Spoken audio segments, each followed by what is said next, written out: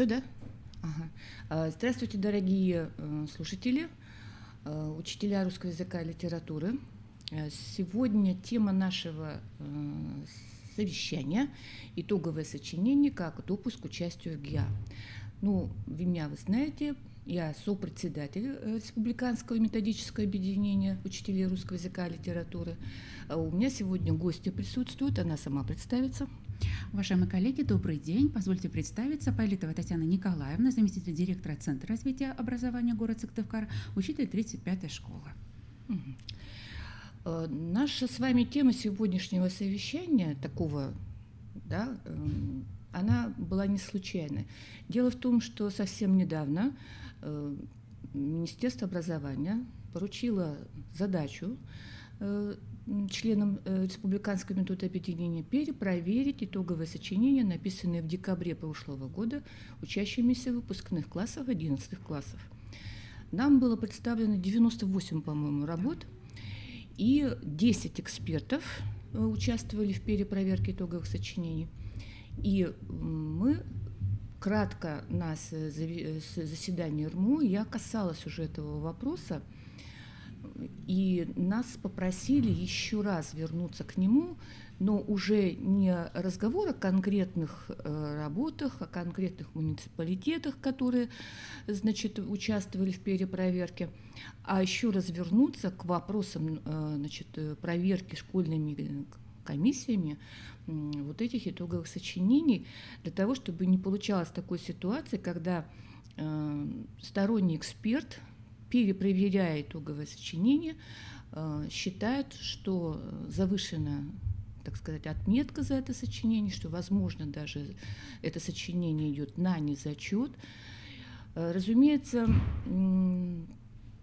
полномочия наши экспертные, вернее, экспертов, участвующих в такой перепроверке, они пока не определены, и мы не можем, например, сказать, что дети, вернее, те работы, которые нами были оценены как незачет, что дети эти обязаны переписывать работу. Конечно, нет, потому что мы такими полномочиями не обладаем. У нас по нормативной базе ученик, не согласный с составлением зачета и незачета за его работу, имеет право только обратиться в другое образовательное учреждение для того, чтобы другая школьная комиссия перепроверила его работу. Таких обращений не было, значит, и никаких как бы вопросов относительно переписывать этим детям или не переписывать, вопросов просто не должно быть. Но то, что сама по себе ситуация возникла, то есть эксперты были те, которые считали, что работы носят несколько, скажем, завышенный характер, вот это, значит, и явилось, собственно, предметом нашего сегодняшнего разговора. Но мы будем говорить, повторять, только с методической точки зрения, для того, чтобы школьные комиссии тщательнее относились к своей работе. И мы, может быть, будем говорить вещи, которые уже все знают. Но раз такая ситуация возникает, значит, есть необходимость еще раз вернуться. Ну, потому что, возможно, какие-то муниципалитеты редко встречаются по этим вопросам, мало обсуждают, и каждая школьная комиссия живет своей какой-то жизнью. Ну, давайте тогда уже непосредственно к предмету нашей с вами беседы. Итак, вы знаете, что итоговое сочинение у нас, оно очень важное. Допуск к участию в государственной итоговой аттестации для ребенка, для родителей этого ребенка, это очень важная вещь. Собственно, оказаться в ситуации недопущенным — очень неприятная вещь, потому что, получается, все дети уже свои силы, значит, ну, как бы направят на подготовку к этой итоговой аттестации. А вот эти дети должны будут еще параллельно, ну, в подвешенном состоянии находиться. То есть быть допущены будут, не будут, и это неприятная ситуация. Поэтому давайте мы все-таки вот этот период, ну, скажем, сентябрь, октябрь, ноябрь, до написания декабрьского сочинения, я думаю, что школьные комиссии должны еще раз обсудить между собой, как именно вот эти подходы к оцениванию этих итоговых сочинений. Перед вами известные, в общем-то, требования, которые вы тоже хорошо все знаете, но давайте все-таки по каждому из них вот выскажем, вот я выскажу свое мнение, Татьяна Николаевна свое, найдем какой-то консенсус. Обычный вопрос именно относительно диапазона 250-350 слов. Что скажете, Татьяна Николаевна, как прокомментируете? Прежде всего будем говорить о том, что объем итогового сочинения сейчас выдерживают практически все выпускники. То есть у нас редко, когда на незачет выходит работа, в которой меньше 250 слов. Но в этой связи я хотела бы обратить внимание, уважаемые коллеги, вот на какую рекомендацию и для школьных комиссий, и для практикующих учителей.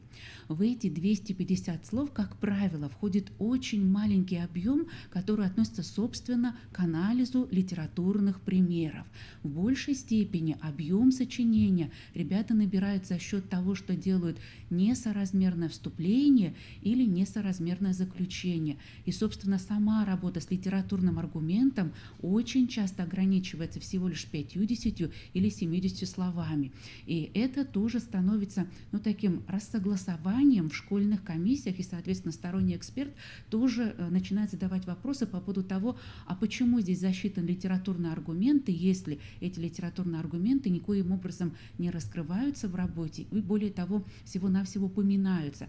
Вот в связи с объемом итогового сочинения я бы хотела обратить внимание вот на эти две позиции. Повторюсь, первая позиция – это соразмерность частей сочинения в связи с объемом слов и соразмерность, собственно, литературного аргумента по отношению к тезису и по отношению к выводам, к которым пришел учащийся. Мы видели в рамках перепроверки такие работы, в которых формально зачет поставлен, потому что тема сочинения вроде бы как раскрыта за счет вступления и за счет потом заключения. Но, собственно, литературный аргумент некоторые мои коллеги абсолютно закономерно посчитали заслуживающим не зачета, несмотря на то, что школьная комиссия выставила зачет, именно потому, что литературный аргумент всего-навсего упоминается. Назван автор, названо произведение, назван даже общий какой-то ход сюжета, но, к сожалению, если мы поменяем автора и поменяем название произведения, то этот общий шаблон можно потом использовать в любой другой работе. То есть, собственно, с доказательной частью, даже если и работа достигает 250 слов, учащийся не справляется. Поэтому, коллеги, объем объему рознь. Мы уже, наверное, с 2014 года, когда уже мы начали готовить детей к итоговому сочинению, начали проверять итоговое сочинение, пришли к тому моменту, когда в этом объеме слов нам нужно еще высчитывать, вычитывать и учить детей вычитывать тот объем, который, собственно, посвящен доказательной части, потому что это все-таки рассуждение, и нам доказательная часть тоже очень и очень нужна. Важна эта доказательная часть. Поэтому в этой связи, коллеги, обращаю ваше внимание на то, чтобы в этом году уже не с учащимися 11 классов, но с учащимися 10 классов отработать пробные итоговые сочинения и провести не просто проверку перекрестную внутри школ. Я знаю, что такая практика существует, и в городе Сыктывкаре она тоже проводится. Такая практика проверяют не учителя, преподающие в 10 или в 11 классах, а учителя, вообще преподающие в этой образовательной организации.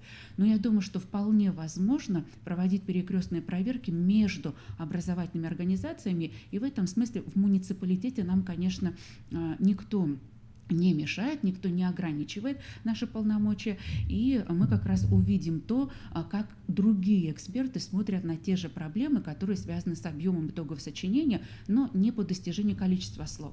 Если же говорить об этом диапазоне, Татьяна Петровна, 250-350 слов, то мы, конечно, замечаем, что те работы, которые построены в объеме 270-300 слов, они, наверное, максимально соответствуют критериям проверки, потому что вот как раз этот вроде бы небольшой диапазон 50 плюс слов или плюс 30 слов, они позволяют детям построить те логические и грамматические мостики, которые нужны между частями сочинения.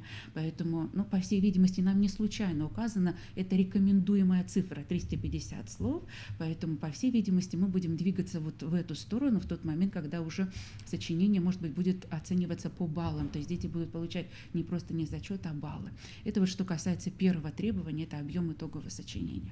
Я могла бы только рекомендовать следующее. Понятно, что формально, если подход, то 250 слов требования ставим крестик, да, крестик мы там ставим, в бланке. То есть вот здесь здесь, как говорится, ничего не возразишь. И если, например, 250 слов есть, вы не можете не поставить этот крестик. Даже если вы считаете, что композиционно, структурно работа выстроена не совсем правильно, потому что здесь требования касаются только количества слов. Ну, а с вами согласна относительно рекомендуемого количества, что 250 слов просто не позволяют часто раскрыть те темы, которые даются детям. Невозможно вот полно, именно полно, вот полнота из такой, да, раскрытие содержания темы за объем, собственно, вот я посмотрела, это ведь объем диктанта школьного, 250 слов. То есть невозможно раскрыть хорошо тему, сославшись на аргументы литературные, за столь краткий объем слов. Поэтому все-таки 10 классы, вот лично я по своему опыту, начинаю с 250 слов, а в 11 классу мы выходим на больший объем слов. Вот это просто нормально, такое, да. это нормально. Но 10 классы, к сожалению, 250 слов для многих из них является, вот, скажем так, пределом. И к этому я с пониманием отношусь. Итак, но формально, повторяю, комиссия за наличие 250 слов по этому критерию ставит крестик, засчитывается это требование. И давайте перейдем ко второму требованию. Оно как раз-таки более сложное. Потому что самостоятельность написания итогового сочинения, как вы знаете, это больная проблема вообще всех развернутых ответов, и не только развернутых в школе, не только по нашим предметам. Конечно, написано, не допускается списывание сочинения целиком или фрагментов сочинения из какого-либо источника. Даже воспроизведение по памяти, как у нас дети говорят, я выучил там вот это вот. То есть получается, что на самом деле, если в Гугле учитель находит фразы вот ровно-ровно, да, из этого сочинения, пусть даже там, ну, я не знаю, сколько там должно быть фраз, но это уже говорит о том, что ребенок имел доступ к этим несанкционированным источникам. Таким образом, списывать ни фрагментов, ни полностью это нельзя. Ну вот посмотрите ниже, допускается прямое или косвенное цитирование с обязательной ссылкой на источник. Цитата может быть, но какого размера может быть цитата? Написано, что она не должна превышать объем собственного текста участника. Но опять же, цитата – это значит все-таки, когда исходный текст – это какого-то уважаемого автора, признанного критика, литературоведа, но не может считаться цитатой, это значит цитирование чужого сочинения другого школьника откуда-то из Гугла, правильно? Конечно, да. Таким Или образом, реферат, да, допустим, да? Да, то есть мы не называем цитатой просто списанный какое-то сочинение, пусть даже там 100 лучших итоговых сочинений. Это не цитирование, это списывание. И вот здесь надо вот это различать. И вот эта самостоятельность, несамостоятельность, я знаю, что когда мы пишем пробные тренировочные работы в школе, без Гугла просто никак. Часто бывает так, что просто делаешь скриншоты, отправляешь ребенку с работой, с тем, что ты нашел в его работе. Конечно, гораздо сложнее, если прямого цитирования вот этого нет, чужой работы. Но мысли, слова переставлены. Тут, конечно, доказательная база будет хлипкая учителя. Он скажет, а если я тоже так же думаю, здесь уже, конечно, сложнее. Но в любом случае мы должны нацеливать на то, чтобы дети писали сами. Ну и 10 класс просто нещадно бороться с попытками использовать телефон во время сочинений. Как вы относитесь, Татьяна Николаевна, к тому, что при входе в класс на 2-часовую работу изымать ненадолго на учительский стол, чтобы дети клали свои телефона? Ну, на самом деле, Татьяна Петровна, вы, конечно, затронули очень такую серьезную проблему, которая еще и касается этики, потому что вроде бы как мы не имеем права брать у детей телефон. Я не беру, они сами кладут. Да, и просить класть, и тем не менее мы знаем прецеденты, да, когда возникали такие конфликтные ситуации между детьми в классе, между классом и учителем. Очень такая серьезная, наболевшая проблема, но я тоже поддерживаю вашу точку зрения по поводу того, что те пробные итоговые сочинения, которые мы пишем в 10-11 классах, они должны быть проверены по этому требованию. Самостоятельность написания очень строго. И я знаю, что не только у Татьяны Петровны, у всех учителей, практикующих в школе подготовку к итоговому сочинению на очень ранних этапах работы, не только в 10, но и в 9 классах, есть такая практика. Мы действительно находим эти работы либо в бумажном виде, либо в электронном виде и прикрепляем к сочинению и просим еще раз ребенка поработать над этой или над любой другой темой, но уже в присутствии учителя. Но вот в данном случае совет, наверное, очень простой. Это написание как можно большего количества сочинений в классе, в присутствии учителя, и, может быть, даже с пересаживанием тех детей, которые допускают списывание на первые парты, может быть, даже с проведением таких сочинений в присутствии комиссии, чтобы комиссия могла убедиться в том, что ребенок действительно самостоятельно выполняет работу. Но это вот один аспект, когда дети списывают напрямую. Но тоже и другой есть вариант. Мы действительно в тот момент, когда детей готовим к сочинению, и сами вместе с ними много начитываем, в том числе из современных литературных разборов, в том числе и из журнала «Литература в школе». И вот здесь очень нужно научиться вместе с детьми хорошо находить четкую грань между тем, что ты явно списываешь, или между тем, что ты разделяешь позицию этого автора. И мне, конечно, тоже очень сложно в этом смысле работать и в 10, и в 11 классах, но я прошу детей в тот момент, когда они чью-то мысль разделяют, все-таки на нее сослаться, что они работали вот с этой мыслью, читая статьи Ланина, допустим, или они разделяют вот в эту мысль, но она принадлежит Быкову, это современным ни в коем нашим случае не литераторам. присваивать. Не присваивать, но все-таки научить еще и цитировать, потому что это цитирование им пригодится в тот момент, когда они будут работать с развернутыми ответами по истории и по обществознанию.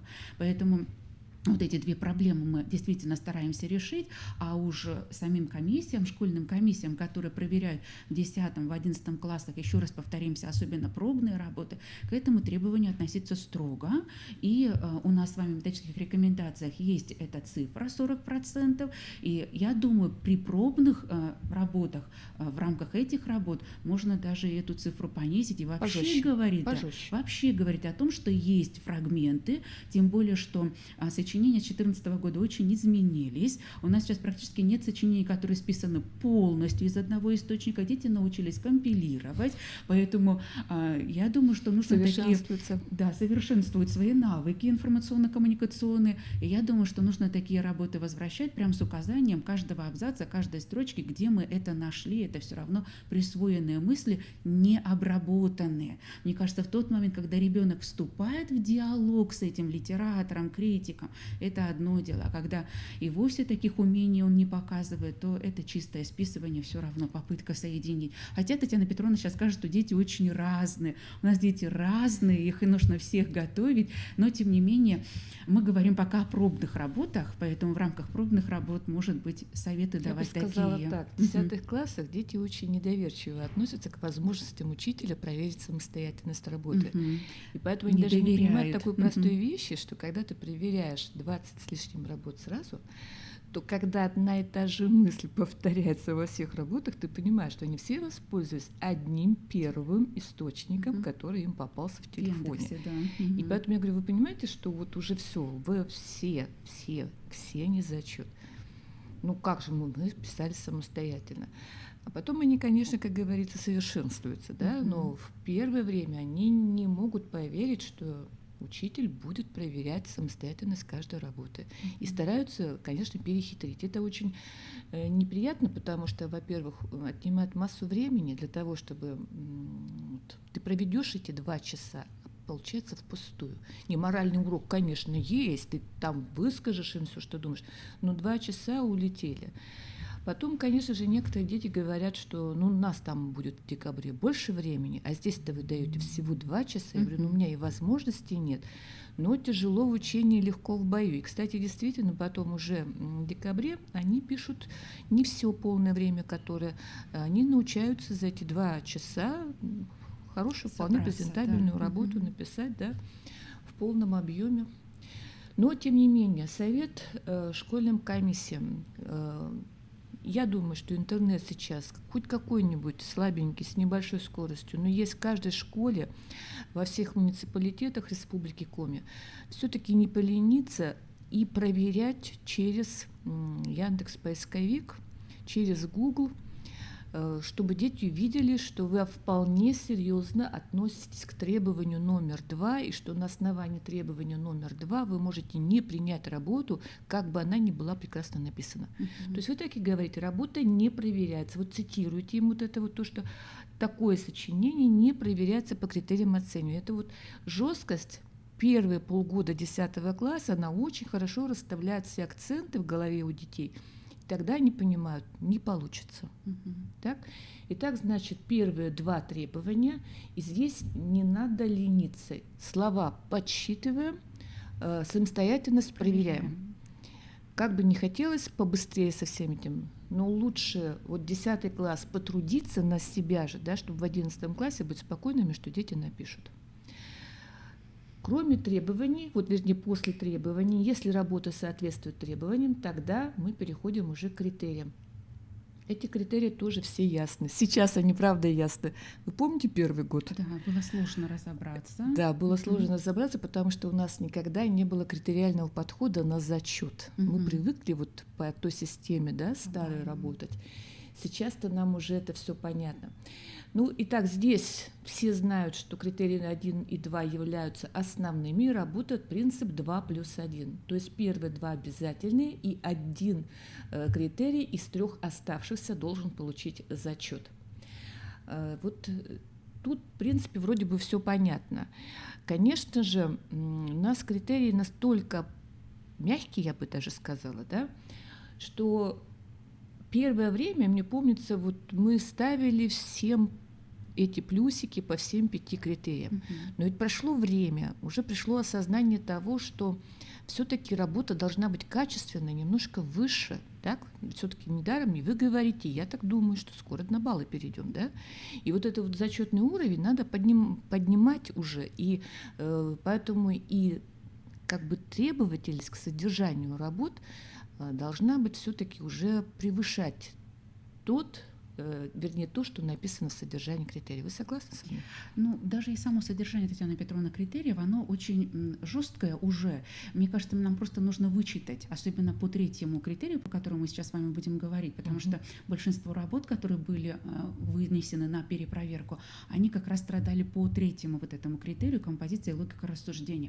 То есть, мне кажется, мы должны детям показывать и в школьной комиссии обсуждать, что идет на зачет, что на незачет. Потому что в большей степени мы обсуждаем просто зачет и в общем виде принимаем эти работы, но менее вычитываем, что идет на незачет. А на самом деле вот здесь тоже позиции выражены уже в критериях, мы можем их применить. Ну, давайте перейдем к первому критерию соответствовать теме. Вот я тут еще тоже хотела немножко, может быть, в сторону отойти, но за последние годы, Татьяна Николаевна, у нас практически все темы сочинений в виде проблемного вопроса. Да, как вы полагаете, это будет продолжаться так дальше? Такое безобразие. Мы ведь видим, что эти темы у нас распределяются по регионам, и есть регионы, которые постоянно получают темы сочинений в виде цитат, и наши регионы, в северо-западном регионе, который находится, области, точнее говоря, они получают в основном в виде вопроса. Сложно сказать, Татьяна Петровна, какая здесь тенденция, почему так? Нет, а ведь возможно, что что мы вот будем рассматривают ли получать... учителя другие виды тем? Вот большой вопрос. Я вообще задавалась вопросом в ходе подготовки к городским семинарам по поводу того, а рассматривают ли учителя те темы, которые уже выложены были в декабре и феврале, вот тех сочинений, которые прошли, вот рассматривают ли они с учащимися 10 классов. И вот в силу особенностей своей сейчас работы у меня есть возможность общаться с детьми разных школ, разных образовательных организаций. И я задавала этот вопрос в рамках конкурсных мероприятий. Обращаетесь вот вы к этим направлениям или нет? Мне приятно было слышать от сыктывкарских учащихся, от учащихся сыктывкарских школ, что да, большинство учителей работают с конкретными темами, не ждут, когда появится направление на следующий учебный год, они отрабатывают формулировки. Обращу внимание, коллеги, не прям прям тему, а формулировки, которые возможны. Я имею в виду, что формулировка может вести на причинно-следственные какие-то отношения, может вести на описание, может вести на определение понятия. Вот эти вот формулировки, виды формулировок коллеги отрабатывают.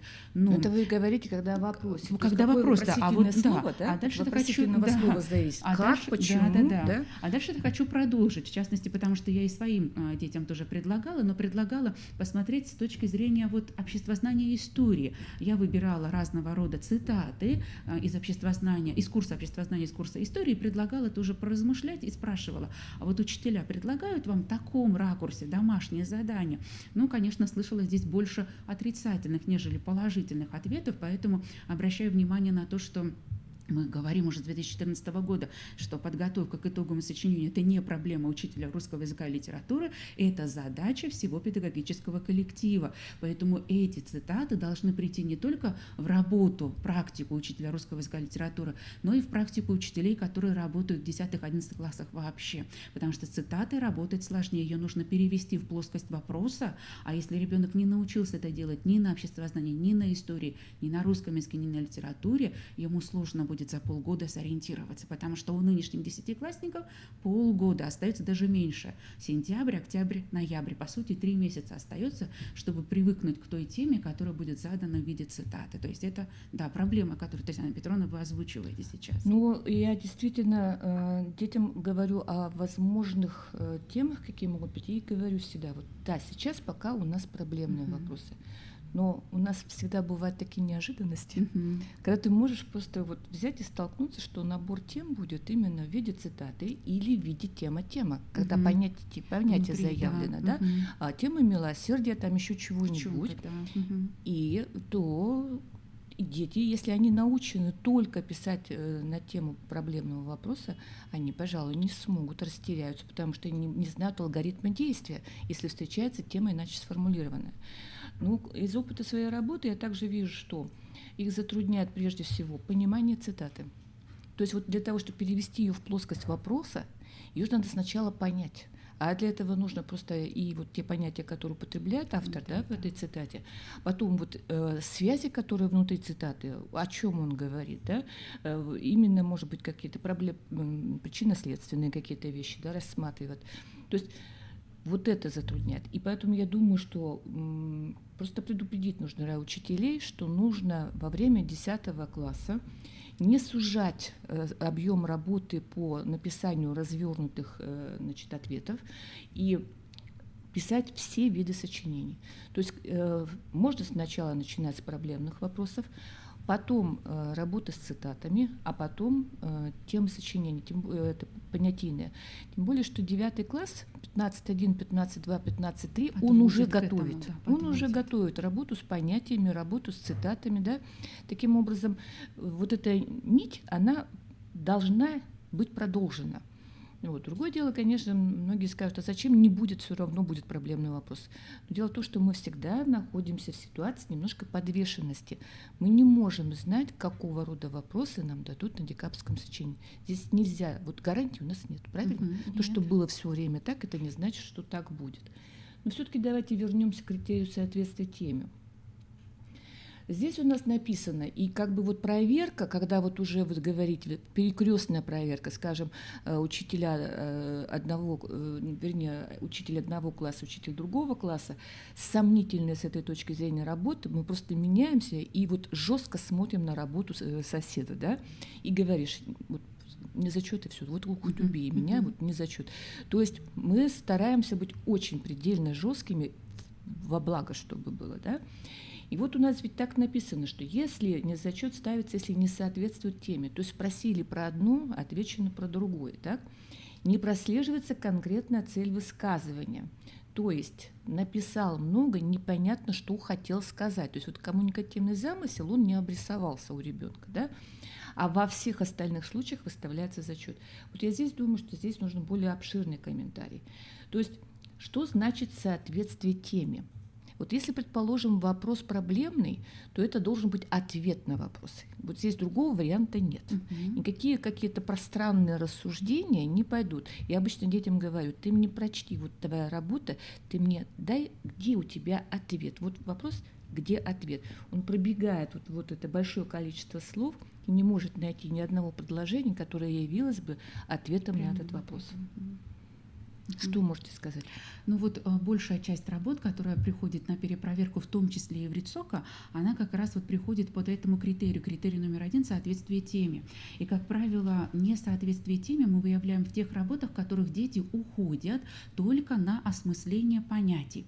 То есть мы видим, что в ряде муниципалитетов, потому что, как правило, это работа одного муниципалитета, более того, одного класса, одного учителя, и мы видим, что в ряде муниципалитетов у этого учителя в этом классе работа шла только по направлению, не по вариантам тем, о чем мы говорили, да, а только пример. по направлению. Предположим, если тема... Ну вот, например, у нас была одна из таких сложных тем, как искусство помогает понять действительность. Очень тема сложная. Она была в декабре, и мы с вами понимаем, что дети не должны были подбирать конкретное произведение, в котором бы само произведение искусства помогло герою понять действительность. Речь-то ведь могла идти и о другом, как детям произведение искусства, да, читателям с позиции читателя помогают понять, ну хотя бы даже то, что есть добро, что есть совесть, что есть корысть. Но тем не менее дети в этой теме не могли никак разобраться и в течение всего сочинения просто рассказывали о том, что есть искусство, и приводили примеры произведений, в которых герои имеют хоть какое-то отношение к искусству. Так, либо ошибка учителя была в чем? И учителя ошибка была в том, что он раскрыл, что есть искусство и что есть ремесло, но не объяснил, как искусство и ремесло могут, например, повлиять на судьбу или на личность человека. Никак не перешел к тем вопросам, которые возможны внутри этой темы. Поэтому, конечно, дети в данном случае выбирали это направление, мне кажется, только потому, что они знали перечень произведений, но не понимали, что в этом перечне произведений есть еще и свои нюансы, то есть нужно было понять авторский замысел, и здесь было искажение. Они приводили произведения просто по направлению, но не по теме сочинения. Я видела такие работы, где начало было у всех шаблонным. Да, они говорили, для того, чтобы ответить на этот вопрос, надо сначала разобраться, что такое искусство. Дальше идут определения какие-то искусства. Надо разобраться, что такое действительность. И как бы ну хорошо, ты дал 2 определения, а дальше что? А где ответ-то на вопрос? Тебя спросили, как? Собственно, вот этот вот ответ на вопрос, да, когда отсутствует, по понятиям прошлись, да? А взаимосвязи, сам вопрос утратили в процессе. И вот здесь понятно, что нельзя угадать тему. Но тем не менее, опять же, Google нам помощь. Вот буквально как только публикуют направление тематически, да, много появляется ресурсов, на которых учителя предлагают уже различные варианты тем по любому направлению. Там наоборот, их столько, что за весь год, как говорится, пиши да пиши. И поэтому я так думаю, что нужно именно таким путем идти, давать вот эти разные, да, проблемные вопросы, и цитаты, и темы понятия давать, то есть вот чтобы спектр был широчайший, чтобы ребенок мог быть готов к любому варианту. Ну и, конечно, как вы уже упомянули, если все-таки это проблемный вопрос, то работать на вопросительное слово. С него нужно начинать, чтобы понимать, что у вас спросили, что от вас ждут в качестве ответа. Итак, значит, соответствие теме, это на проблемный вопрос должен быть ответ. Если эта тема, то есть заявленное понятие какое-то в качестве темы, тема милосердия, тема доброты, тема еще чего-нибудь, то здесь в рамках такой широчайшей, просто необъятно широкой темы ребенок должен найти тот вопрос, как бы ракурс, да, вот этой темы, который ему интересен и близок, и под который у него, конечно же, уже намечены какие-то литературные аргументы. Это в принципе, вот хорошая вещь, когда ты сам ищешь то, что тебе интересно в рамках данной темы. Цитаты, конечно, это самый сложный вид работы, потому что иногда цитаты написаны нашими умнейшими людьми и современности, и, так сказать, из прошлых времен. Это, прежде всего, написано взрослыми людьми с хорошим образованием, с жизненным опытом, и часто как раз это и разделяет детей, читателей этой цитаты, и тех, кто и авторов этих цитат. Понять цитату – это примерно то же самое, что понять весь исходный текст на ЕГЭ. Да. Согласны со мной? И, кстати, именно в этом году в «Учителе года» нашим учителям предложено сочинение, рассуждение по исходной цитате. Да, по цитате. По исходной цитате. Пожелаем вам удачи, Конечно, Татьяна Николаевна. Татьяна Петровна, если позволите, вот еще, Да. уважаемые коллеги, по этому первому критерию, то есть вот одна из рекомендаций — это все-таки проверка школьными комиссиями работ на наличие ответа на вопрос. Если вопрос. Да, если это будет вопросительная тема, да. А другая вот такая рекомендация, вот еще одна из тем, которая была у нас сложена именно в декабре, это тема 208-я «Всякая ли мечта достойна человека». Ой, тоже. И вот как раз вот эти сочинения, они тоже попали на перепроверку в большом количестве, уважаемые коллеги. И вот здесь была другая проблема, на которую нужно обратить внимание в школьных комиссиях. Коллеги, здесь были подмены тем.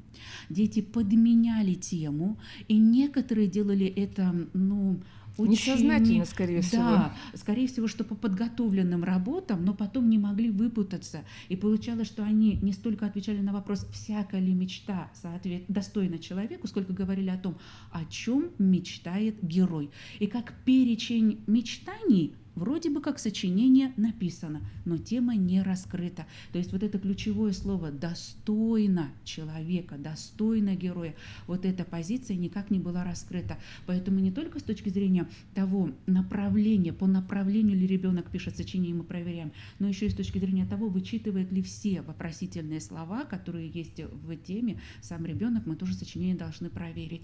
Поэтому я бы советовала перед тем, как вообще садиться за проверку, перед тем, как раздавать работы коллегам, проводить, конечно, между экспертами такой круглый стол или беседу по поводу того, а как они поняли темы.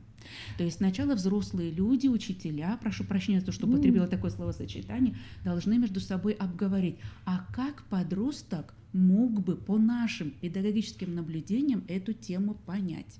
То есть что в этой теме заложено. Что мы примем, а что мы не примем точно. Да. Какую позицию мы примем, не с точки зрения нравится или не нравится, да. а с точки зрения того, что это позиция подростка.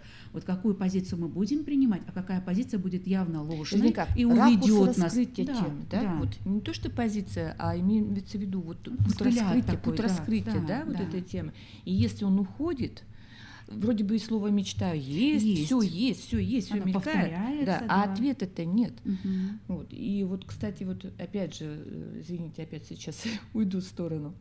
Значит, получается, учителя должны обсудить, потому что мне это напомнило, как мы, когда при проверке ЕГЭ, да, сочинений, помните, у нас работа с ответами, с ключами есть, да, и мы встречали темы, в которых явно, вернее, тексты, в которых встречались проблемы не указанные. И у нас была такая вот негласная договоренность, что если мы... такая практика. Вот как сейчас с пробным сочинением, которое писали 11 классы, по учителю, помните, да? Федор Абрамов, кажется, да? Вы помните, да, что в ключах не было темы вот этой гендерной, да? То есть превалирование женщин в школах. А дети эту тему, проблему увидели, а в ключах-то ее не было. И вот здесь, конечно, такие вещи возможны, что, во-первых, ребенок может совершенно неожиданный ракурс вот вопроса увидеть, то, что мы даже предположить не можем. Это, конечно, должно быть предметом совместного обсуждения всей школьной комиссии. Но в любом случае, вопрос и ответ должны как пазлы сойтись. Про что спросили, про то и ответили. И вот даже если там в целом что-то мелькает, я думаю, что ответ должен быть весьма конкретен. Тебя спросили, всякая ли мечта? Где ответ? Прочитайте. Конечно, может быть, здесь вот жестковато, но с другой стороны, у нас всегда ведь было так. И когда мы писали старые сочинения. В традиционном формате это, мне кажется, было и по литературе, ЕГЭ тоже, да, ведь у нас там написано глубокое и самостоятельное осмысление. Так ведь? В соответствии еще с авторским замыслом. То есть в данном случае еще и... У нас здесь метапредметная работа, поэтому авторского замысла нет, если это не цитата. Но, тем не менее, всегда содержание ответа должно соответствовать заданному вопросу. И тут никуда не денешься. Так, пойдемте дальше. Критерий номер 2. Я вот, кстати, я хотела бы, знаете, может быть, такую нехорошую вещь сказать, но если класс слабый, а такое бывает, сборный особенно класс, да, я иногда прямо говорю, вот в это направление даже не ходите. Ну, Татьяна Николаевна, вы есть такое просто, говорите? может быть, не напрямую, да, но Я есть, напрямую говорю. есть понятия, просто которые, может быть, детям сложно осмыслить в силу того, что они не накопили еще этот жизненный опыт. Поэтому Ну вот про искусство понять действительность, действительность. оно было сложное. Да, это было сложно. И всякая ли мечта, потому что с точки зрения ребенка, маленького ребенка, Мгм. конечно, всякая мечта. То есть они злодеев и их Мгм. мечту, они это даже не рассматривают такие вопросы. И поэтому я им говорю, вот мы писали сочинение, говорю, у вас хуже всего получается вот, сочинение в этих направлениях. Не ходите туда в конечном итоге, ведь вы должны всего лишь получить допуск ЕГЭ. Вы не должны показать что-то большее. Хотя, конечно, мы понимаем, что эти сочинения, по идее, еще должны сыграть свою Засчитываться, роль да. при поступлении. Но как-то, вы знаете, я вот таких фактов Ну, мы не знаем, может быть, Мы их не просто знаем. засчитывают, Мы да, не просто знаем. что вот Да. они... И вот это незнание, оно, конечно, возникают вопросы по поводу вот этого всего, потому что, честно говоря, многие работы я бы с точки зрения преподавателя вуза этой школьной комиссии сказала бы, нет, никого сюда близко, чтобы даже не пустить. Бывают очень работы. То есть они соответствуют критериям, но, к сожалению, свидетельствуют о Несформированности пока несформированности, позиции да, ребенка. коммуникативных компетенций и зрелости определенные. Сразу же ведь все видно в этих сочинениях. Согласны со мной? Мгм. Так, ну что ж, пойдемте дальше. Ну что ж, вот тут как раз тот момент, я помню ваш один из семинаров, когда вот вы говорили именно о критерии 2-3, где-то у вас вот такие вот были позиции общесхожие, поскольку, значит, аргументация и его логическая вот эта составляющая, они взаимосвязаны. Значит, у нас написано, что не зачет ставится, если без привлечения, Мгм. если упоминается или существенно искажено содержание произведения. Скажите, пожалуйста, ну понятно, без привлечения. То есть написаны бывают работы замечательно написаны, есть что ребенку сказать. И вот все, что он думает, чувствует, он все написал даже изысканным русским языком. Ну, в жанре эссе Ну, получается забыл, свое да, рассуждение. только свое. Он говорит, а что, говорит, вот я так считаю. И, конечно, здесь не зачет все равно ставится. Все равно, потому что нет литературного материала, хотя, уважаемые коллеги, мы всегда обращаем внимание на то, что у нас ведь очень большой перечень литературного материала. И у нас действительно есть дети, у меня в классах есть дети, которые не увлечены художественными произведениями, но тем не менее они увлечены историей, то есть они читают эти мемуары, и этим детям нужно просто показать путь того, как можно и этот материал использовать. Не знаю, как у вас, Татьяна Петровна, не знаю, как у вас, уважаемые коллеги, но, наверное, есть дети, которые читают публицистические статьи. Просто мне не довелось поработать именно с такими ребятами, но я много работаю с детьми, которые изучают мемуары и изучают не публицистические, а в большей степени научно-публицистические статьи. Мы не считаем их чисто научными статьями, потому что они все-таки опубликованы в журналах, которые, издаются периодически. Поэтому те дети, которые увлечены у меня биологией, химией, историей, Но они при обществознанием, этом должны указать все равно фамилии, авторство, да. источник. И как они указывают? Конечно, да. Ну, Потому что они действительно здесь должны быть ориентированы. увлечены и Они ориентированы. ориентированы на это. В частности, у меня есть ученик, который ориентирован только вот на работу с математикой и информатикой, и только этим занимается. Я понимаю, что литературное произведение в данном смысле ему, наверное, будет интересно, по прошествии времени какого-то, когда он накопит свой опыт, и у него возникнет необходимость хотя бы своим детям читать эти произведения. Поэтому, коллеги, обращаю внимание на то, что литературный материал может быть разным. У нас не стоит вот в этой позиции использовать материал, не стоит слово художественной литературы. Поэтому нужно обратить внимание на то, чтобы помочь таким детям, о которых говорит Татьяна Петровна. Потому что, мне кажется, это как раз те дети, которые научены рассуждать, но в формате других произведений. Потому что я редко видела работы, в которых нет литературного аргумента, и сама работа очень слабая. Как правило, это работа с точки зрения логики, развития мысли и коммуникативного замысла очень хорошая. То есть ребенок знает, понимает, о чем он говорит, но не привлекает материал. Честно говоря, до декабря месяца я человек очень жесткий. Я вот Только про то, что вот тут написано, про дневники, мемуары, публицистику и произведения фольклора, я им даже не говорю. И у меня логика весьма простая. Дети в этом возрасте почему-то в основном читают зарубежную литературу.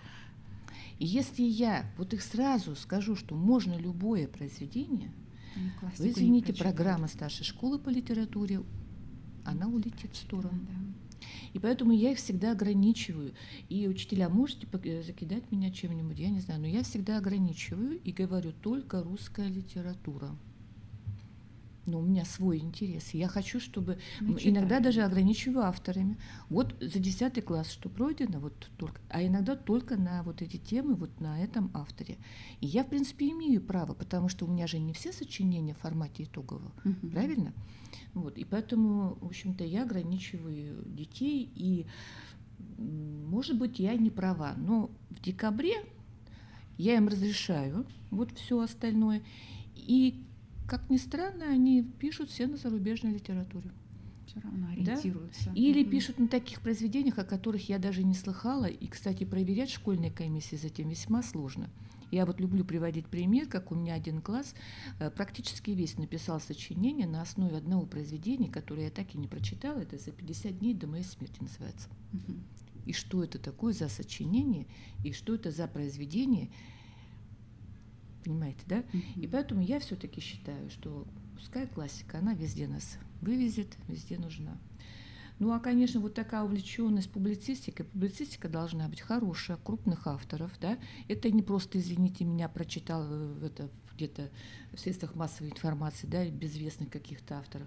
Мемуары, дневники тоже должны быть известных, уважаемых авторов, достойных, правильно, да. Вот. Ну, а произведение устного народного творчества, конечно, вы можете сказать, что в сказках глубочайший смысл, Ну, как правило, но дети в не 11 справляются даже классе с ними. я по сказкам, ну, я не знаю. Это после прочтения Достоевского, Толстого писать сочинения на сказках, я не знаю, это, мне кажется, себя не уважать в каком-то смысле.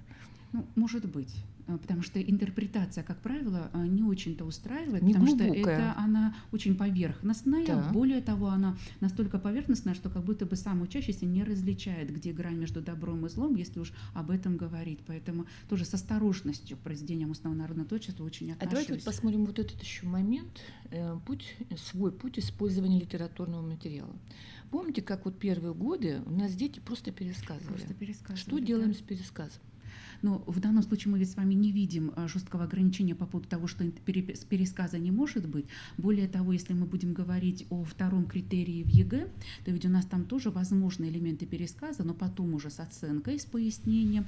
Поэтому здесь, наверное, каждый учитель выбирает для себя какие-то свои приемы для того, чтобы детей постепенно все-таки от пересказа привести к анализу содержания. Но пересказ тогда должен быть, получается, ведь каким должен быть? Все-таки уже с элементами оценочных каких-то суждений, конечно, так ведь? да. А не просто пересказ событийный. То есть пониманием того, какую роль играет этот эпизод, И этот избирательность фрагмент должна в быть. Это же не литературном весь роман произведении. должен пересказать, правильно? А то Мгм. избирательно относиться А как к этому. правило, это пересказ, общий пересказ сюжета. Да, То есть к ребенок не сожалению. может вычленить эпизод, не может вычленить важный фрагмент и даже не может объяснить, что тот фрагмент, который он сейчас пересказывает, он является, например, либо кульминационным, либо разрешением конфликта. Поэтому здесь в любом случае нужно выводить детей точнее говоря, не выводить, а учить детей переходить от пересказа к анализу роли этого эпизода или роли этого сюжетного поворота.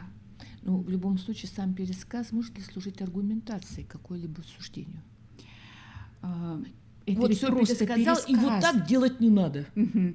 Но мы-то ведь с помощью аргументации должны подтверждать свои мысли. Да. И поэтому, если, ну опять же, вернемся к какой-то конкретной теме, что важнее для родителей, что важнее для детей, советы родителей или их пример, вот в этой теме дети, конечно, очень много пересказывали. И я видела работы, в которых закономерно коллеги поставили не зачеты на муниципальном уровне, потому что мы эти работы тоже перепроверяли, потому что просто пересказ того, что советовала Простакова своему сыну Митрофану, а это еще надо вспомнить, что она там советовала своему сыну Митрофану, не являлось аргументом, потому что во время этого пересказа дети не говорили, так что все-таки важнее это было, эти советы повлияли потом на решение, которое принял Митрофан в конце пьесы, или же все-таки пример всей жизни госпожи Простаковой повлиял. Поэтому я думаю, что пересказ без какого-то комментирования элементарного, не такого общего, который вы привели в пример, тоже нельзя засчитывать, особенно в пробных работах. работах. Дальше нужно будет смотреть еще ведь на полное сочинение. То есть, может быть, один пример просто пересказан, а там есть еще какой-то литературный материал, который помог ребенку все-таки выйти на аргументы. Мы с вами знаем, что когда дети входят в тему, когда начинают писать, как правило, первые их аргументы достаточно общего такого характера, широкого. И потом, уже переходя, например, к другому примеру, ребенок, что называется, расписывается, начинает понимать, как использовать этот материал литературный. Ну, у меня чаще бывает так, они берут два, предположим, как минимум примера, и потом один вот вообще, Мгм. вот вообще не отсюда, а второй да. И при этом, конечно, получается так, что полсочинения ты не засчитал, но за счет второго Он всё аргумента равно он все равно проходит. проходит. Мгм. Да, это возможный вариант, правильно? Возможен. Я Да. думаю, что это дети вживаются в тему, входят в тему. Нет, Мгм. просто они удачно подобрали или неудачно, мне кажется. То есть примеры из разных произведений, разных Мгм, авторов, мгм. понимаете? Может и такое, И вот да. один они, ну, вообще вот не отсюда, ну, никаким Не боком. представляют, как Да, его использовать. поэтому я, конечно, Мгм. рекомендую обычно два примера, именно в силу того, что если один и неудачно подобрали, то вам удержаться не на чем. Давайте вот к искажению содержания. Скажите, пожалуйста, а искажение замысла автора сюда входит?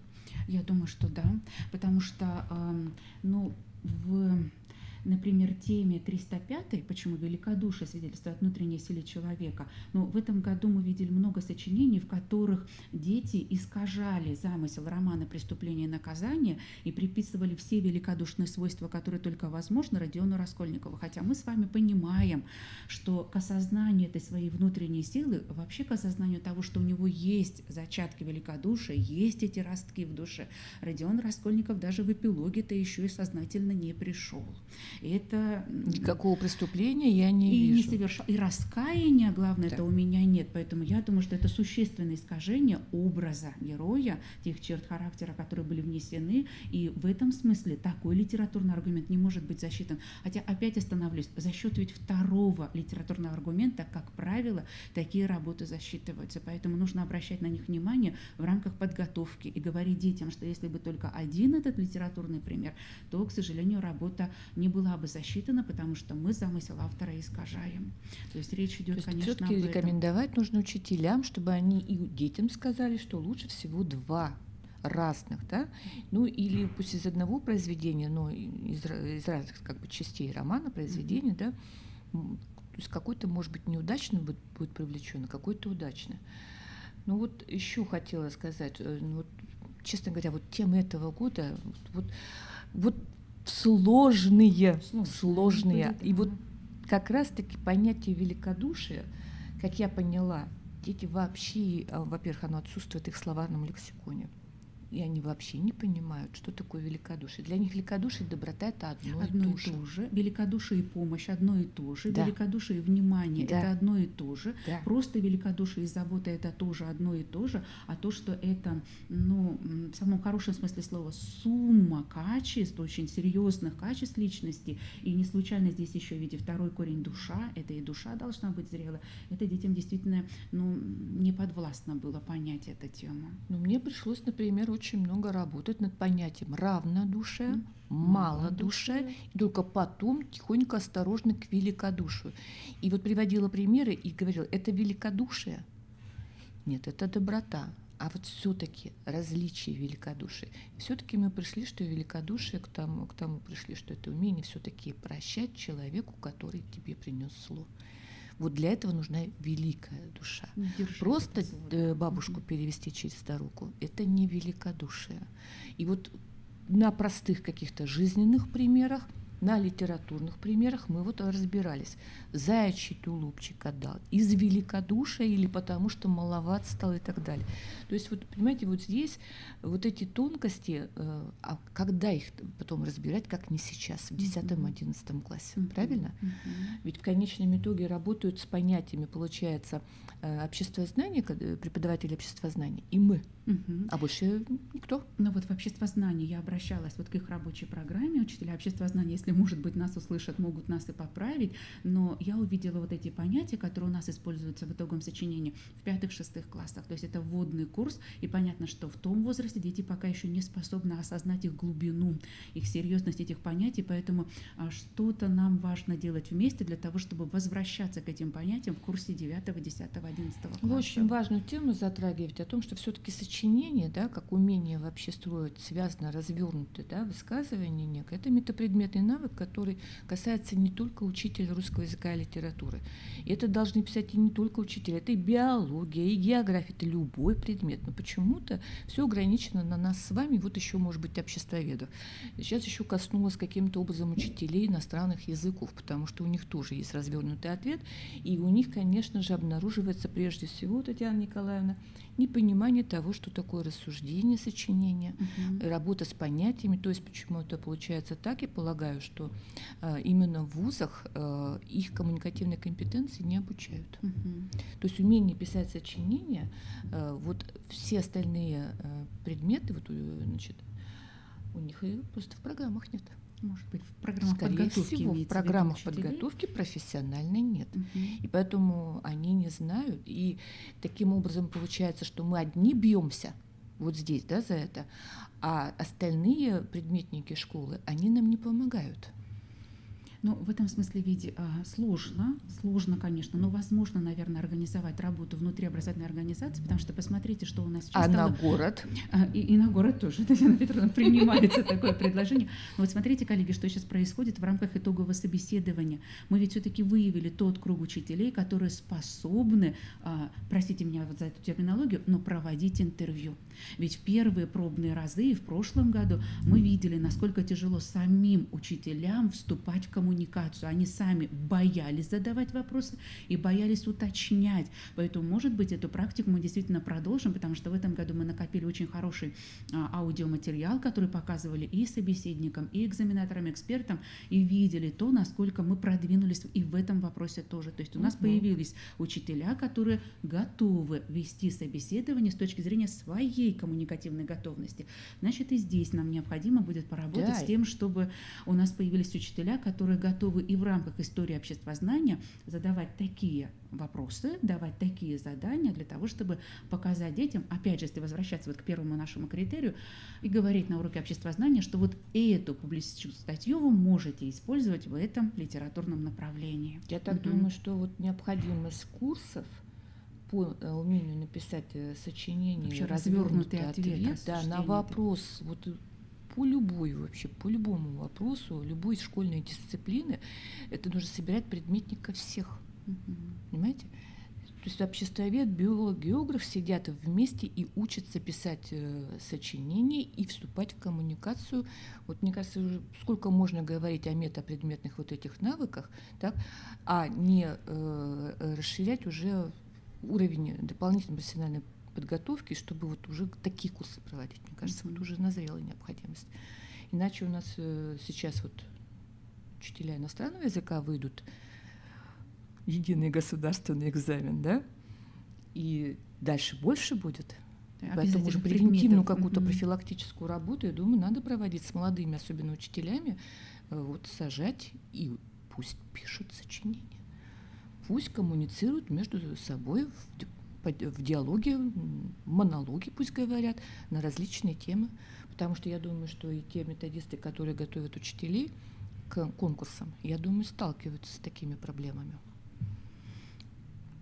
Так, ну что, значит, мы, что получается, что рекомендуем? Ну вот моя рекомендация все-таки русская литература до конкретно 11 класса. Но мы еще рекомендуем обращать внимание школьных комиссий на то, какого качества этот литературный аргумент. Потому что, еще раз повторюсь, те работы, которые были на перепроверке и бывают на перепроверках потом в июле, которые уже федерация присылает, Рособорнадзор присылает, они как раз присылают нам назад с точки зрения того, что литературный аргумент не становится доказательством. То есть он просто приведен как факт, но никак не помогает раскрыть тему, и очень часто он не помогает раскрыть тему, опять же, в связи с первым критерием, ответ это нет на вопрос. Поэтому получается, что сочинение рассыпается. Отдельно дали определение понятий, отдельно привели пересказы литературных примеров литературного материала и отдельно прицепили какое-нибудь заключение, которое примерно звучит следующим образом. Эта тема меня взволновала, спасибо, что такую тему сформулировали. Угу. Нравятся мне такие фразы. А мы постоянно говорим о том, что мы ведь понимаем, что вот эти два вагончика, которые прицепили, но они только для количества слов, они уже никак не решают ту коммуникативную задачу, которая стояла перед учащимся. Поэтому в этом смысле школьные комиссии должны согласоваться и говорить о том, что мы не принимаем эту работу, мы не зачитываем эту работу, потому что литературный аргумент есть, точнее говоря, я бы даже так сказала, литературный материал какой-то есть, но он не становится аргументом. То есть получается так, что вот вы правильно совершенно сказали, если уже по первому критерию нет, в принципе, уже можно и не проверять. Но и с учебной точки зрения, да. С ученической, да, конечно, надо проверить для того, чтобы сказать, у тебя не только с первым критерием, у тебя и со вторым будет следующая проблема. Да? То есть, если первый действительно уже ответа на вопрос нет, теперь уже не важно, что ты там взял в критерии. Вот в чем проблема-то. И поэтому вот эти два критерия, они должны быть основополагающими, и по ним всегда должны быть такие расширенные комментарии при анализе всех работ детских, просто читать и объяснять, как эти вещи взаимосвязаны. Вот.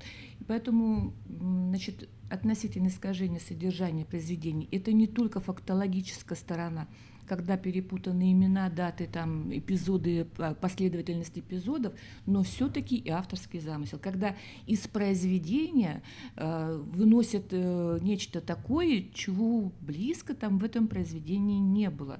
И вот это вот, я думаю, нельзя такие вещи принимать. Конечно. Можно, конечно, перепутал там Таню Ларину с Олей Лариной, еще как-то так. А вы вспомните первое сочинение, какая у нас была жуткая фактология. А ведь сейчас уже, согласитесь, гораздо лучше. Но с точки зрения обозначения жанров, самих героев, самих авторов, конечно, лучше. Но гораздо хуже, я все равно обращу на это внимание, гораздо хуже с авторским замыслом. То есть такое еще ощущение, что у нас перестали проводить уроки. Конечно, это неправда, но тем не менее перестали как будто бы проводить уроки, которые отдельно посвящены вот как раз этому идейному содержанию. Потому что у нас в рабочих программах раньше всегда был отдельный урок, который посвящен истории создания и идейному содержанию. Мы понимаем с вами, что история создания с идейным содержанием, они тесно связаны. И вот сейчас такое ощущение, что дети не знают, не ведают об этом, поэтому допускают такие ошибки. Да, к сожалению, вот мы, ведь, собственно, вот у нас вот в ЕГЭ, да, работа по чужому тексту. Мы говорим об уважительном отношении к автору текста, да, что нельзя его исказить, его авторскую позицию. Но ведь точно так же и в литературе, да, нельзя искажать то, что хотел автор. Он ведь и не скрывал того, что он хотел. И поэтому приписывать ему то, чего... Нет, тут иногда мне говорят, а это моя интерпретация, вот это я так понял. Нет, простите, значит, все-таки надо придерживаться авторского замысла. Можно быть не согласным в его идее, можно поспорить, но нельзя ему приписывать того, чего он не хотел. Так ведь? Не выразил, да. Итак, значит, все-таки остановимся. Так, на вопрос должен быть ответ. К ответу должны быть даны литературные аргументы, которые поддерживают этот ответ, которые раскрывают его, показывают, что вот, посмотрите, вот то, что я сказал, вот я могу доказать вот в следующем содержании, в судьбах этих героев и так далее. То есть здесь привязка. И отсюда мы выходим к критерию номер 3, потому что они вот просто взаимосвязаны. Итак, композиция, логика рассуждения. Все-таки вот я бы даже сказала, что не 2 плюс 1, а 3 плюс 1 должно быть. Вот третий, если он вот нет соотношения между тезисами и доказательством или отсутствует это, то уже не может просто быть никакого зачета. Ну, вот я бы здесь обратила внимание школьных предметной комиссии на то, что в большей части учителя смотрят только вот на начало этой фразы. Незачет ставится при условии, если грубые логические нарушения мешают пониманию. Пониманию И, как не правило, мешают, да? И, как правило, останавливаются. А дальше ведь очень важная часть. Ой, Вот у меня там, простите, ничего ошибка. страшного, да. Вот важная часть. Отсутствует тезисно-доказательная часть. И уже если часть из этого отсутствует, например, тезис мы так и не увидели, то мы не можем по критерию третьему, в принципе, ставить зачет, на мой взгляд. Потому что если тезиса нет в работе, то и работа ни на что не опирается. И очень странно видеть в этом смысле такие пояснения на полях, например, да, работы.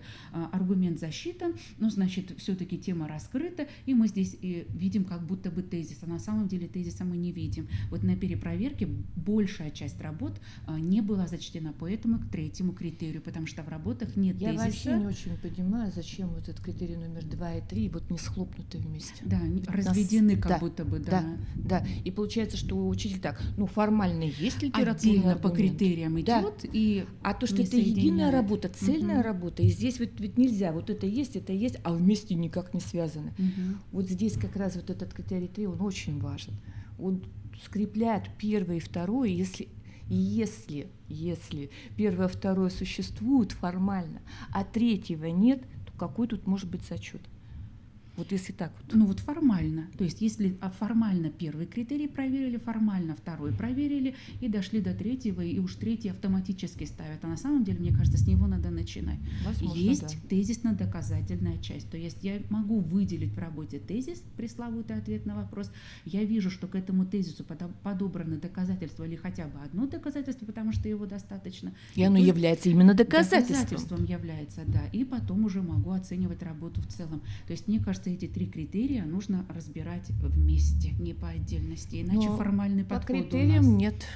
Это да, но держите в голове, что мы все-таки сейчас учитываем все-таки мы посоветуем педагогам школьных комиссий, да, вот не написано этого, да, но мы говорим о том, что да, критериальный подход предполагает, что мы идем по критериям.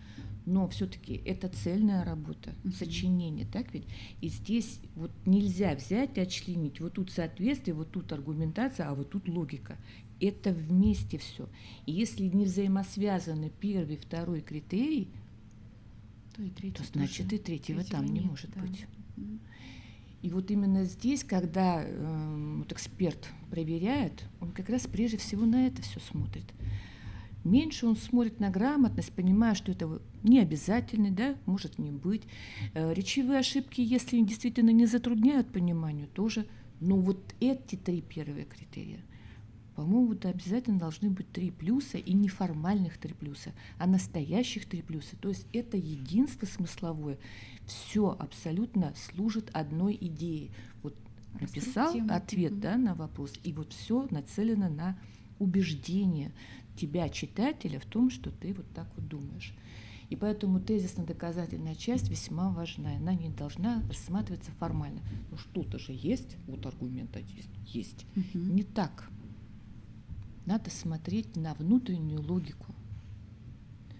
На то, как раскрыто содержание. Да, как раскрыто содержание. В таком же единстве, как в ЕГЭ, первые 4 критерия – это содержательные критерии, и здесь тоже первые 3 критерия – это содержательные критерии, то есть мы разбираем содержание работы. Я думаю, что вот тут у нас ЕГЭ в этом смысле, опять же я скажу, может быть, нехорошую вещь, но мы также понимаем прекрасно, и это тоже немножко извращает, что ли. Вот мне не нравится то, что если по первому критерию 0, снимаются 8 баллов, но остается 16 баллов. За формальное оформление, получается, работы, за оформление Да, работы. то есть ребенок не понял вообще в тексте ничего, не смог его проанализировать, не смог там разобраться ни в чем. Но он написал некий текст, и это нечто проверяется и выставляется вот эти 16 баллов иногда целиком. Ну, в этом смысле, Татьяна Петровна, можно сказать вот что. Обычно в августе и сентябре проходит обсуждение всех этих КИМов, поэтому можно только к ним обратиться вот с этим вопросом. Но я думаю, что это решено в пользу ребенка, потому что это все-таки допуск к получению аттестата. Если все смотреть только с точки зрения пользы ребенка, но мы все-таки еще и должны... С точки зрения предмета, своего предмета. И предмета, да, и как бы... Ну, учителя старой школы, мы все-таки всегда были требовательными. Вот у нас эта требовательность к содержанию, к смыслу, к глубокому пониманию, к логике, они по умолчанию даже не обсуждались, это само собой было. А сейчас, к сожалению, видимо, выросло новое поколение учителей, которые надо вот эти вещи объяснять, к сожалению. Итак, давайте мы пойдемте на 4 качество письменной речи. Незачет – это низкое качество речи. То есть, когда вы читаете, и вы не понимаете, что вы читаете. Есть такие дети, но их очень количественно мало. В конечном итоге, как бы они дожили до 11 класса, если ни одна их работа совершенно невозможно понять. Да.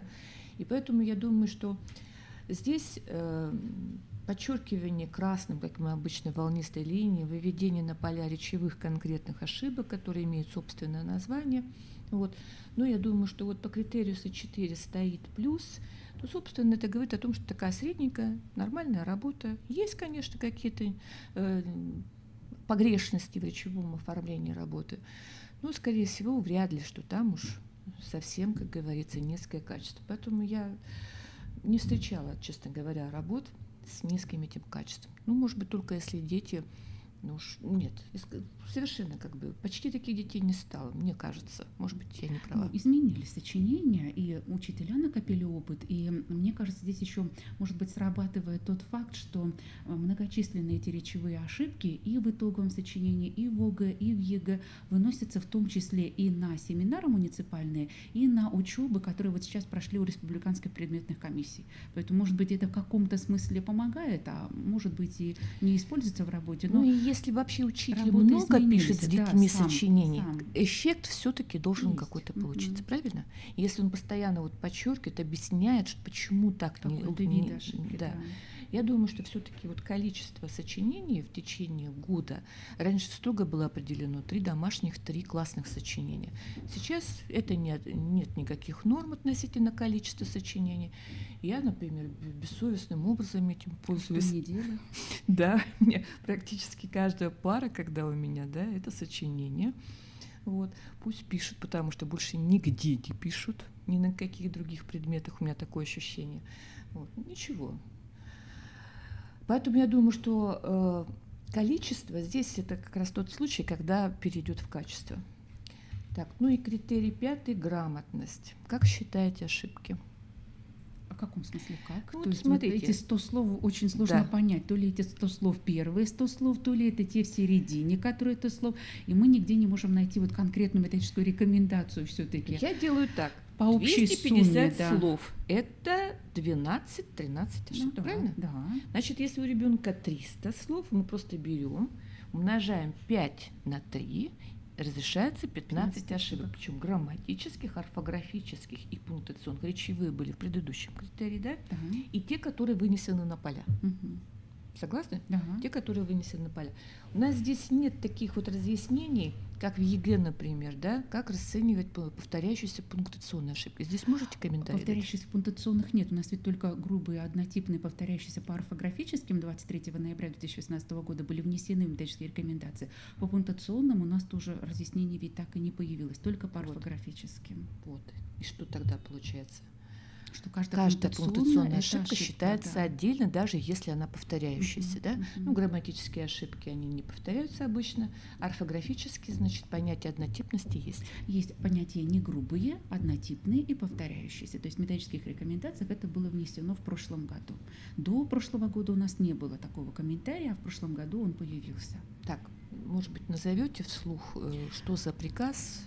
Это методические рекомендации Рособорнадзора. Они вывешены на сайте Рособорнадзора и, в частности, на сайте ФИПИ тоже. Они были подписаны 23 октября 2018 года. Итак, 23 октября 2018 года на сайте ФИПИ, там, где методические рекомендации. И, в частности, это в критериях оценивания итогового сочинения. Они прям в критерии оценивания были внесены. Эта сноска была внесена, и был добавлен лист, целый раздел, где расписаны эти негрубые, повторяющиеся и однотипные ошибки с точки зрения орфографии.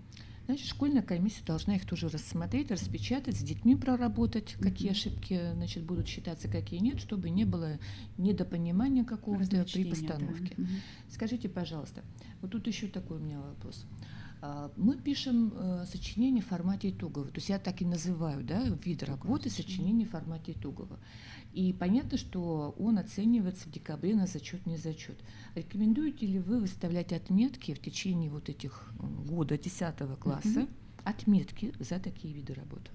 Отметки вы имеете в виду как вот в традиционной Прямо вот перспективе? пятерки, четверки, тройки. Нет, я имею в виду в традиционной перспективе за содержание, за грамотность. Да. Если честно, я очень рекомендую, чтобы дети видели, потому что потом они, когда подходят к ЕГЭ, тоже иногда формально к этим показателям К7, К8, К9, К10 относятся, и когда уже начинаешь предлагать непосредственно при подготовке к сочинению к ЕГЭ проверять свои работы тщательнее с точки зрения соблюдения орфографических, грамматических, пунктуационных, речевых норм, ну, не всегда сразу, может быть, можно достучаться до детей, потому что они по аналогии с итоговым сочинением думают, что это не такие уж большие баллы.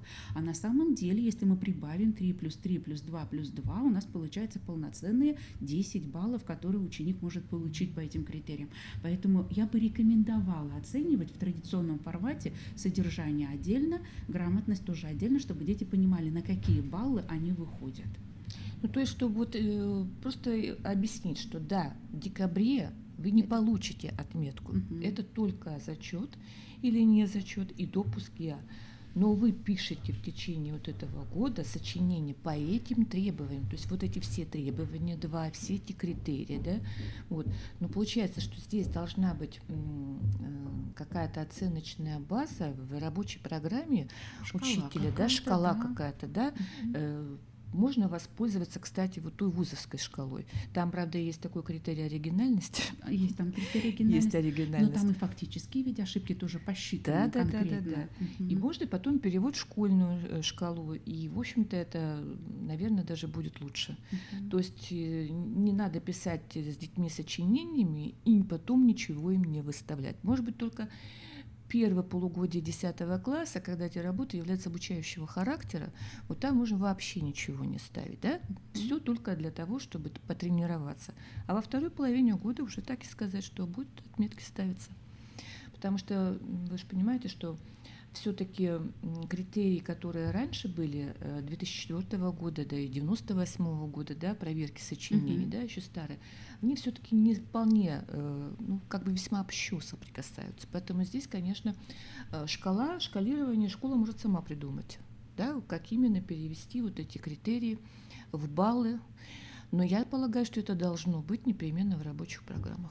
В рабочих программах, но еще и по договоренности со школьным методическим объединением, чтобы учителя в рамках одной школы, а потом и в рамках школьной комиссии рассуждали одинаково. Иначе мы здесь придем к разночтениям, и один эту работу с учетом негрубых ошибок, с учетом повторяющихся и с учетом однотипных ошибок будет оценивать так, другой так. То есть здесь практика должна совпасть. А для того, чтобы она совпала, значит, и в рамках тренировочных работ мы должны научиться эти ошибки классифицировать. Потому что Татьяна Петровна, ну, не будет, наверное, лишним упомянуть еще и то, что у нас сейчас учителя, особенно молодые специалисты, затрудняются в классификации ошибок, где грамматическая, где орфографическая.